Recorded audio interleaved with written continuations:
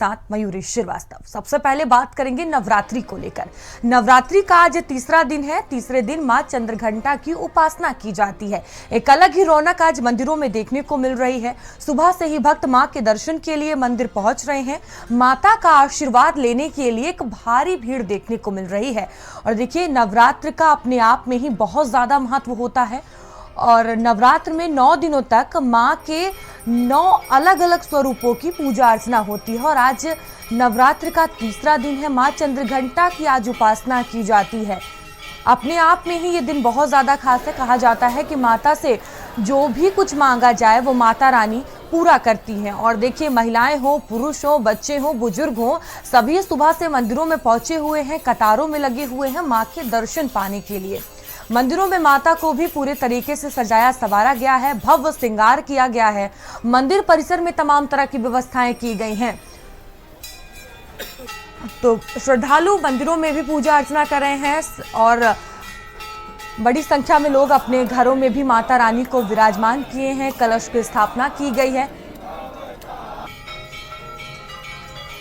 और doctor SH. Rawat हमारे साथ जुड़ चुके हैं, ज्योतिषाचार्य हैं। आचार्य जी, आपका बहुत स्वागत है भारत समाचार पर। कि नवरात्रि का पावन पर्व चल रहा है। नवरात्र का आज तीसरा दिन है जो कि मां चंद्रघंटा को समर्पित है। आज का दिन क्यों आज के दिन माता चंद्रघंटा की ही पूजा की जाती है और कितना खास है ये दिन? देखिए मयूरी जी, सबसे पहले तो मैं दर्शकों को बताना चाहता हूँ, जो भी हमें देख रहे हैं भारत समाचार पर, हमारे जितने भी त्योहार होते हैं उनका आध्यात्मिक और वैज्ञानिक आधार होता है। इस समय पर आपको पता है कि अभी ऋतु परिवर्तन होने वाला है। इस समय पर बारिशें चल रही हैं, बारिश समाप्त होकर के सर्दी शुरू होंगी। तो हमारा जो शरीर है ना, वो ऋतु के हिसाब से अपने आप को एडजस्ट करता है। तो अभी तक बारिश के हिसाब से एडजस्ट किया हुआ था, लेकिन अब तुरंत ही सर्दियां आ जाएंगी। तो इस संधि काल के अंदर बीमार लोग पड़ते हैं। तो हम अपने शरीर की मजबूती के लिए नवदुर्गा के अंदर हम एनर्जी स्टोर करते हैं और साथ में नवदुर्गा की पूजा करके, व्रत करके, मंत्र जाप करके शरीर के एनर्जी लेवल को हाई करते हैं। तो ये इसका एक आधार है आध्यात्मिक। और दूसरा इसका वैज्ञानिक आधार भी होता है कि जो योगी लोग होते हैं, हमारे यहाँ पर 2 प्रकार की पूजा होती है। भक्ति पूजा होती है, जो मैंने अभी बताई। तो आज हम चंद्रघंटा मैया की पूजा करने की विधि बताएंगे और क्यों की जाती है, उसका लाभ भी क्या है। यानी हमारे अंदर ये शक्ति देती है, यानी ये शक्ति का कारक है। और शक्ति हमें हमारे नाभि चक्र से प्राप्त होती है। तो जो योगी लोग होते हैं, जो मंत्र सिद्ध करते हैं या इन 9 दिनों के अंदर जो व्रत उपवास करते हैं, वो लोग योग में रहते हैं। बहुत सारे लोग मंत्र को जाप करेंगे और उस मंत्र की वजह से सिद्धि करेंगे। बहुत सारे लोग शरीर के अंदर एनर्जी लेवल को हाई करेंगे और वो योगी लोग होते हैं। तो नाभि चक्र के ऊपर इसकी शुरुआत होती है मां चंद्रघंटा की। यानी पहला जो चक्र होता है मूलाधार, मूलाधार चक्र के ऊपर हमारी प्रथम शैलपुत्री होती है, ब्रह्मचारिणी, जो हम ब्रह्मचर्य का पालन करते हैं। और तीसरी जो चंद्रघंटा मैया होती है, ये नाभि चक्र को रिप्रेजेंट करती है। इनके स्वरूप को देख करके वीरता, दुश्मनों को कुचलना, दुश्मनों का नाश करना, उसकी पूजा करने से हमें ये सब चीजें प्राप्त होती है। हिम्मत आती है, यानी हम हिम्मत से आगे आने वाली सर्दियों के साथ में फाइट कर सकते हैं, लड़ सकते हैं। हमारा शरीर इस बात के लिए तैयार हो जाता है। तो जब भी हम व्रत करते हैं, व्रत करने से शरीर का एनर्जी लेवल हाई होता है। एनर्जी लेवल अगर हाई होगा तो आप आगे किसी भी मौसम से लड़ सकते हैं। बहुत सारे लोग जड़ी बूटियां खाते हैं, बहुत सारे लोग ऐसा सेवन करते हैं जो शरीर के अंदर एनर्जी आए, एनर्जी ड्रिंक लेते हैं। लेकिन हमारे यहाँ पर इन सब चीजों को हटा करके माँ के मंत्रों का जाप किया जाए, माँ की श्रद्धा पूर्वक पूजा की जाए, माँ को भोजन कराया जाए। तो ये जो हमारा बिल्कुल आचार्य जी, आज का दिन जिस तरह से आप बता रहे हैं, माता चंद्रघंटा का दिन है, बहुत ज्यादा ये विशेष महत्व रखता है। जो हमारे भक्त हैं, दर्शक हैं, वो आज माता रानी को खुश कैसे करें? पूजा अर्चना किस तरह से इनकी की जाए? शुभ मुहूर्त क्या है? क्या आज के दिन भक्तों को कोई विशेष रंग के कपड़े पहनने चाहिए?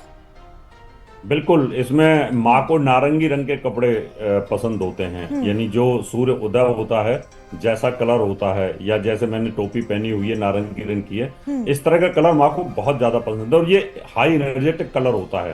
तो आप इस कलर का आसन बिछा सकते हैं। और सबसे पहले पूजा विधान में स्नान करके, नहा धो करके पहले माँ का प्रसाद आपको बनाना चाहिए। माँ को प्रसाद जो खीर है, जिसमें केसर युक्त हो जिसमें ड्राई फ्रूट डले हुए हों, दूध और चावल से मिश्रित जो खीर बनती है वो माँ को बहुत पसंद है। दूध से बनी हुई चीज़ें माँ को बहुत पसंद है, खोआ बहुत पसंद है। तो आप अगर वो उसको बनाते हैं तो आपका पूरा की पूरा ध्यान माँ की भक्ति में रहता है। इसको करने के बाद आप जल ले सकते हैं, जल में गंगा जल डाल सकते हैं, और फिर अपने आप को पूजा करने से पहले माँ के चारों तरफ जो इन्वायरमेंट होता है उसको शुद्ध करना होता है, और अपने आप को बाहर से और अंदर से शुद्ध करना होता है। तो जल को आप पहले पवित्र करें, ये एक मंत्र के माध्यम से, ओम गंगे च यमुने च गोदावरी सरस्वती नर्मदे सिंधु कावेरी जलस्मिन् सन्निधिं कुरु।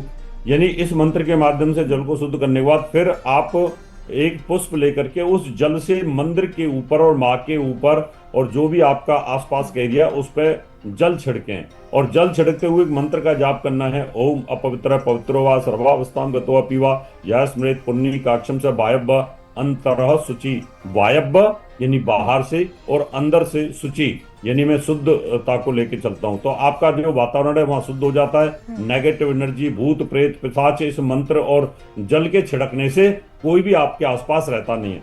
फिर माँ की शक्ति है, माँ की पंचोपचार, 5 उपचार होते हैं, धूपम दीपम नैवेद्यम पुष्पम, यानी फूल से, पुष्पे, मीठे से, इन सब चीजों से, सुगंध से माँ का उपचार कर सकते हैं।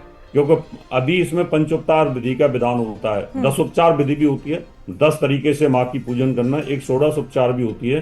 तो 16 उपचार और 10 उपचार जो होती हैं वो आप ब्राह्मण के द्वारा भी करा सकते हैं, लेकिन खुद आप पंचोपचार से कर सकते हैं। आप फूल ले लें, आप धूप बत्ती ले लें, अगरबत्ती ले लें या दीपक ले लें वहां पर, और साथ में मीठा भी थोड़ा रख लें और सुगंध इत्र भी ले सकते हैं। तो आप ये सब चीजें करेंगे तो माँ को बड़ी प्रसन्नता होती है। जब आप सुगंध माँ चढ़ाते की हो मिलेगी। आचार्य जी, पूरे नवरात्र के मौके पर भक्त उपवास रखते हैं, कलश की स्थापना की जाती है, और जो सबसे ज्यादा महत्व होता है वो अखंड ज्योति का होता है। क्या इसका सही तरीका है और क्या कुछ लाभ इससे होता है? मयूरी जी, सबसे बड़ी बात है जब अखंड ज्योत जलती है तो जहां पर अग्नि प्रज्वलित होती है वहां पर नेगेटिव ऊर्जा नहीं आती है। कोई भी भूत प्रेत निषाद वास्तु दोष आपके घर में रहता है वो खत्म हो जाता है, जो बैक्टीरियल प्रभाव है वो खत्म हो जाता है। अगर आपके घर में नेगेटिव एनर्जी है या एनर्जी लेवल कम है तो अग्नि तत्व बढ़ने से, हमारे मकान में अग्नि तत्व बढ़ेगा तो हमारे यहाँ पॉजिटिव एनर्जी बढ़ती है। क्योंकि अग्नि के अंदर बहुत ज्यादा पावर होती है, शक्ति होती है। आपने देखा अग्नि के माध्यम से पूरा संसार चल रहा है, बिजली के माध्यम से ही संसार चलता है। तो अग्नि तत्व को अगर आप 24 घंटे लगातार चला के रखते हैं, जोत जला के रखते हैं, तो निश्चित तौर पर आपका शरीर का, परिवार का, और साथ में आपके घर में कोई वास्तु दोष होता है, किसी ने किया कराया होता है, कोई नजर लगी होती है या किसी की हाय लगी होती है, तो वो दीपक प्रज्वलित करने से वो सब चीजें खत्म हो जाती हैं। और जो नवरात्रों में लोग सिद्धि करते हैं, साधक, वो अगर कोई आपके ऊपर प्रकोप करना चाहते हैं या कोई तांत्रिक को प्रकोप करना चाहता है तो वो भी नहीं हो पाता है। कलश स्थापना का एक वैज्ञानिक आधार होता है, क्योंकि जब हम साधना करते हैं मयूरी जी तो हमारे शरीर में एनर्जी लेवल कंज्यूम होता है। जब हम मंत्र जाप करते हैं, योग करते हैं, तो हमारा शरीर एनर्जी को कंज्यूम करता है। हमारे शरीर में 75% जल होता है।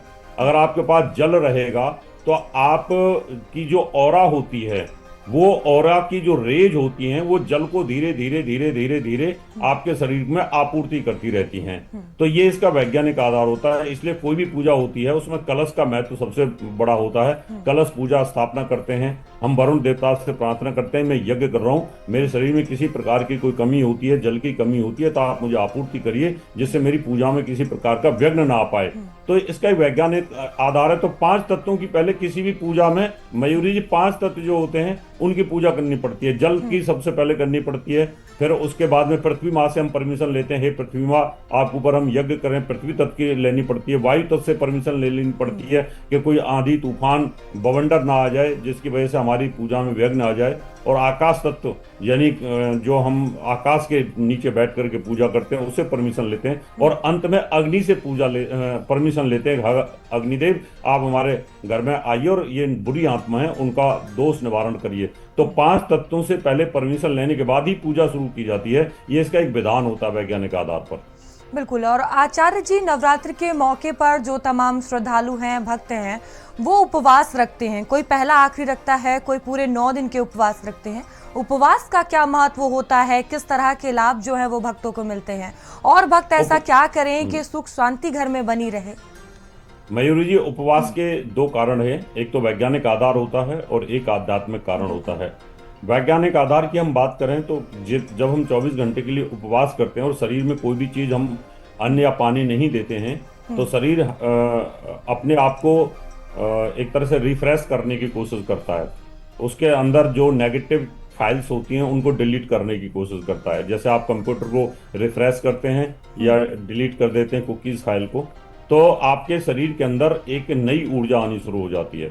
और आध्यात्मिक कारण ये होता है, जब आप भोजन नहीं करते हैं तो जितने समय तक आप भोजन नहीं करते, आप भूखे रहते हैं, तो उतने समय तक आप लगातार भगवान के, माँ देवी के टच में रहते हैं। अभी जैसे मैं आपके घर पे आता हूँ और आपने कहा आचार्य जी चाय वगैरह ले लो, तो मैं कहूँगा नहीं नहीं नहीं मयूरी जी, मेरा तो व्रत है। जब मैं ऐसे आंख बंद करके बोलूंगा नहीं नहीं मेरा तो व्रत है, तो उस समय I am concentrate for the देवीज। तो उस समय पर हम अचानक से जाने अनजाने में हम हजारों बार माँ देवी को याद कर लेते हैं। मन और आत्मा जब एकाग्र होती है तो उस समय हमें देवी और भगवान याद आते हैं, तो वो लगातार हमारे पुण्य के खाते में जाता है। तो इसका मतलब जब आप व्रत करते हैं तो आपका मनोबल बढ़ता है और आपके अंदर एक प्राण शक्ति बढ़ती है, कॉन्फिडेंस बढ़ता है, आत्मविश्वास बढ़ता है कि मैं 24 घंटे बिना खाए पिए रह सकता हूँ, माँ देवी की उपासना कर सकता हूँ। मेरा मनोबल तो बहुत है, मेरे पास तो बहुत आत्मविश्वास है। फिर वो 2 दिन भी कर सकता है, फिर 3 दिन भी कर सकता है, फिर वो 9 दिन भी कर सकता है। और 9 दिन करने के बाद उसका शरीर जो है वो इतना तप जाता है, उसका कॉन्फिडेंस लेवल इतना हाई हो जाता है, उसका एनर्जी लेवल इतना हाई हो जाता है कि वो जब अपने हाथों से किसी को भी आशीर्वाद देता है तो आशीर्वाद फलीभूत हो जाता है। तो हमारे हर व्रत का, हमारे हर धर्म का एक वैज्ञानिक आधार भी है। बिल्कुल आचार्य जी, अपने आप में ही बहुत ज्यादा महत्व रखते हैं ये उपवास। आपका बहुत धन्यवाद भारत समाचार से जुड़ने के लिए और जानकारियां साझा करने के लिए। तो देखिए,